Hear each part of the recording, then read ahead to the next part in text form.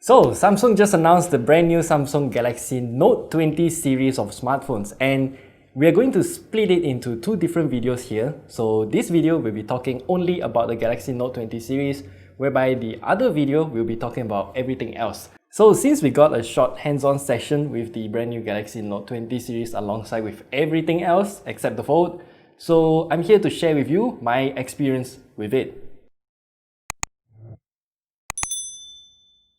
So I'll be holding this phone as my notes, and so the first thing that I want to talk about is the two variants of the Galaxy Note 20 series. Right now we have the Galaxy Note 20 and the Galaxy Note 20 Ultra.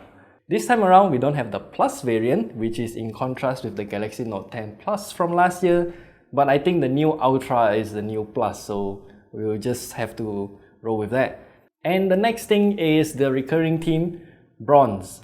Of course, in all of Samsung's teaser, it's always the same thing, bronze color. And well, everything else is also available in bronze color. But besides just bronze, you can choose some other colors as well. So Samsung has introduced a total of 3 colors each for both the Galaxy Note 20 and the Note 20 Ultra. So for the Note 20, it's all in matte finish. You got Mystic Bronze, Mystic Green, and also Mystic Grey. For the Note 20 Ultra, you have Mystic Bronze, which is in matte finish, but there's also Mystic Black and White, which are both in glossy finish. So I think I do have a B-roll showing the two differences between the matte and the glossy finish, but I will show you if I have it. And the Mystic Bronze color here is very different compared to the Galaxy Note 9's copper color. So it does have some resemblance, but for me personally, I do think that the bronze is a bit brighter compared to the copper color on the Galaxy Note 9, and I'm not sure if it's due to the lighting of that venue that we are in. It kind of feels a bit pinkish when I look at the bronze color on the Galaxy Note 20. And what surprised me the most is the Galaxy Note 20's Mystic Green color. It instantly reminds me of the Galaxy Note 10 series Prism Green, which I have been using here for like more than a year. This is one of my favorite colors, personal favorite colors, because when I look at it, it's kind of like love at first sight, I would say. And I'm really surprised that Samsung is bringing back this specific color for the Galaxy Note 20 series, but I do hope that they are bringing the same Mystic Green color to the Note 20 Ultra too. And now let's quickly jump into the official cases for the Galaxy Note 20 series. So we have the usual slew of cases, the silicone one, LED case, flip case, leather case, window case, and two more that stood out to me is the ones with a transparent back. So one of it is a transparent case with a border, very similar to this case that I'm using for the S10 Plus, by the way. And then another one with a transparent back and also a kickstand at the back bottom here. So I think there's only two reasons why Samsung made this official case. Number one, to protect it from scratches, obviously. And the second reason is to show off the brand new colors of the Galaxy Note 20 series. And yeah, I do think that's a good move because I purposely got this transparent case just to show off this specific color. There's also the Quadrat case, I think that's how it's pronounced. Those cases are unique because it's made out of PET material, recycled polyester, and they're repurposed from plastic bottles. So you are technically helping the environment if you're using the Quadrat case. So now back to the Note 20 series. What's improved here is firstly the S Pen, because the S Pen got quite a lot of iterative upgrades across the board. So firstly, the latency is now down to I think about 10 milliseconds only. And that means it gets you a bit more responsive feeling when you're trying to write or draw on the screen. And then the second thing that has been improved is the Air Actions. So Air Actions, if you remember, it was first introduced in the Note 9 or Note 10. Remember the Magic Wand feature? What you can do now is to go back and open the multitask menu by just drawing that little arrow here. So I think if you're drawing this direction, it's going back, going this direction is going to the multitask menu. And as for gaming, well, the leaks are kind of correct. So you do get Xbox Game Pass Ultimate. I'm not sure for how long, but this is Samsung's partnership with Microsoft that's getting even more stronger, I guess. I'm not sure if it's available in Malaysia, but you do have about more than 100 titles of games to stream directly to your Galaxy Note 20 smartphone. There's also a brand new AI game booster which provides you the appropriate amount of resources for your game so you won't get any lag. And I'm not sure if this is available on both the Note 20 or only on the Note 20 Ultra, but there's also 240Hz sampling rate now.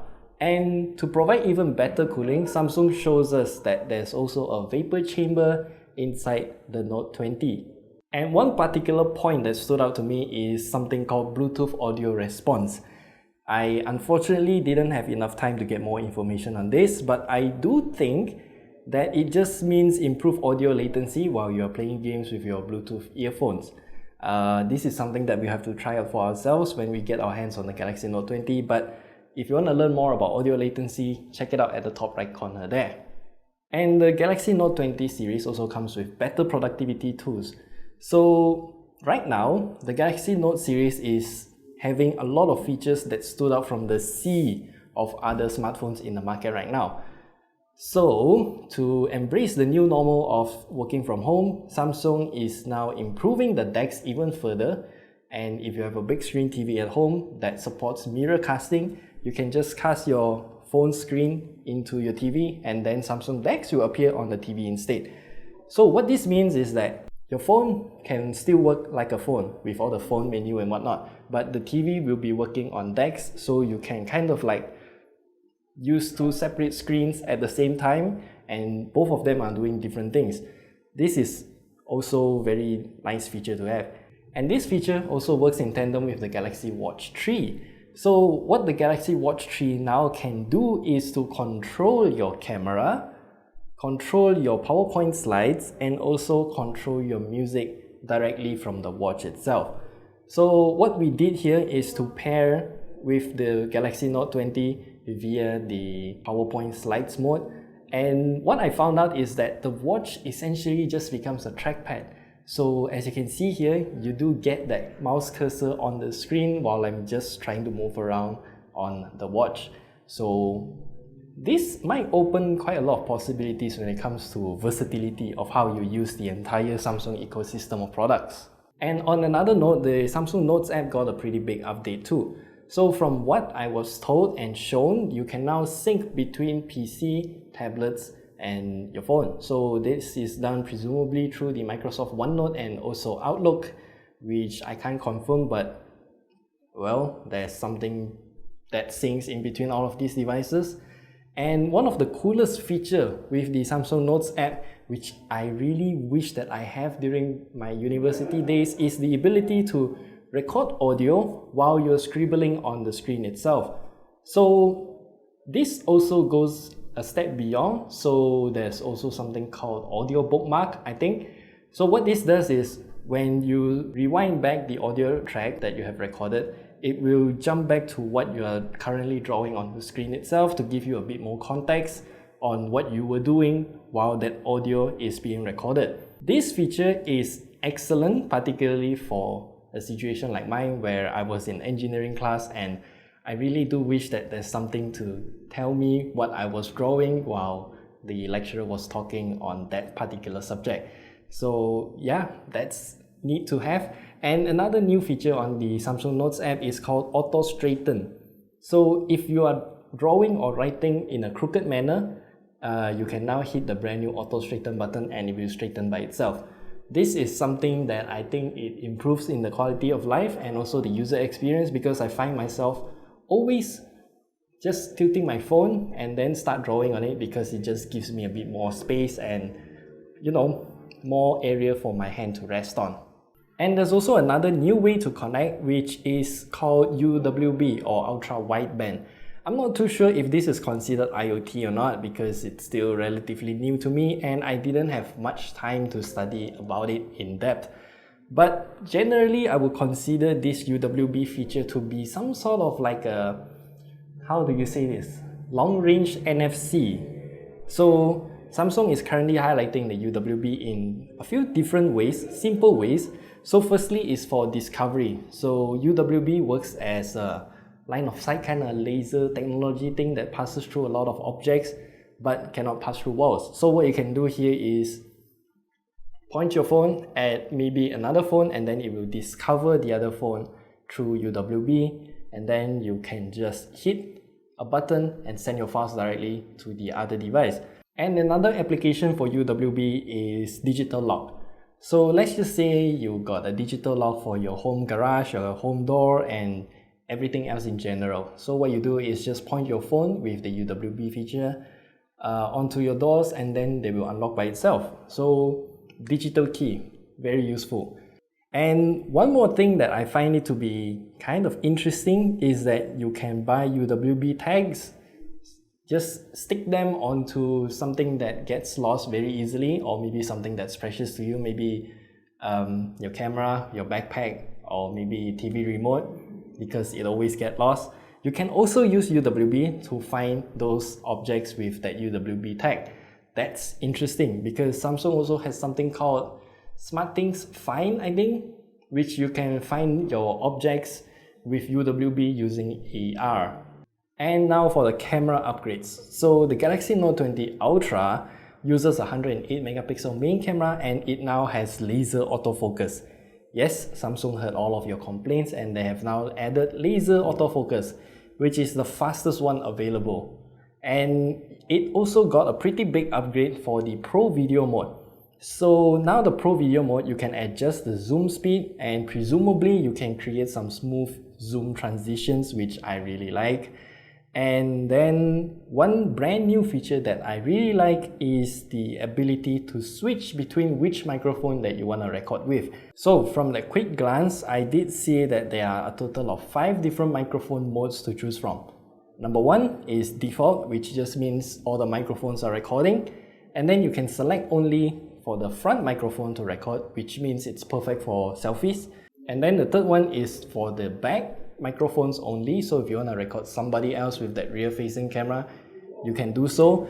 And then you can select your input microphone to be using the USB microphone, which is handy. So if you have a lav mic like the one that I'm wearing here, you can just connect it via USB, and you can select the audio source.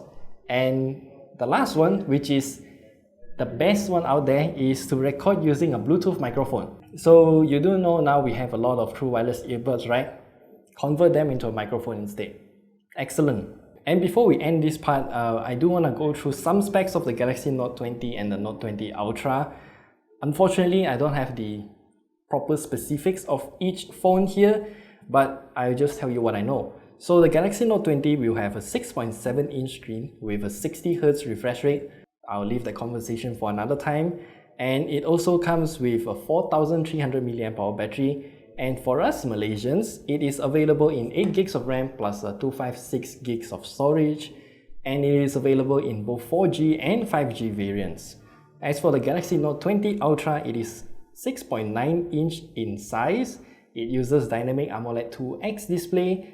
It can go up to 120Hz refresh rate. It also can go up to 20% brighter than before. 4500 mAh battery, and for us Malaysians, it comes with 12 gigs of RAM and 256 gigs of storage. And that's all we know about the Galaxy Note20 and the Galaxy Note20 Ultra as of now.